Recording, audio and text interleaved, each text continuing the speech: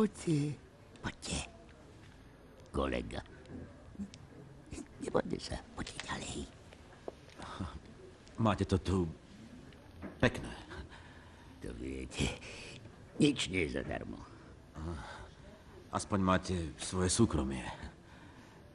Nič nerobím pre seba. Všetko robím pre druhých. Pre ľudí. Všetci ma tu potrebujú. Prosím, sadnite si. Čo môžem pre vás urobiť, pán kolega? Sadnite si, tam.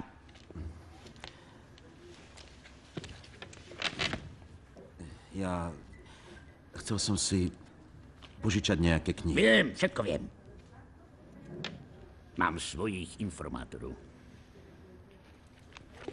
Zostanete tu do konca vojny, aby ste neobťažovali vládu svojimi zmetenými nápadmi.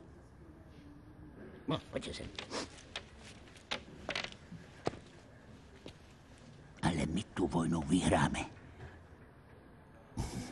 Oni totiž nevedia, kto som. Zatiaľ. V skutočnosti som cisár sveta.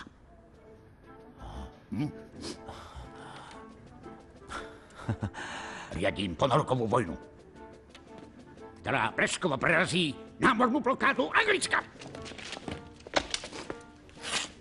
Rusi sú nahradní.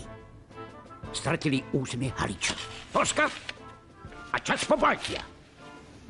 Zautočíme opäť cez Palestínu a rozlíme každého. Všetko leží na mne. Predovšetkým musím udržať disciplínu. K Haliču sme sa už prebili. Tí Angličania mi stále robia starosti. Ale aj tak nakoniec padnú na kolená! Predo mnou! Predo mnou! Predo mnou! Predo mnou!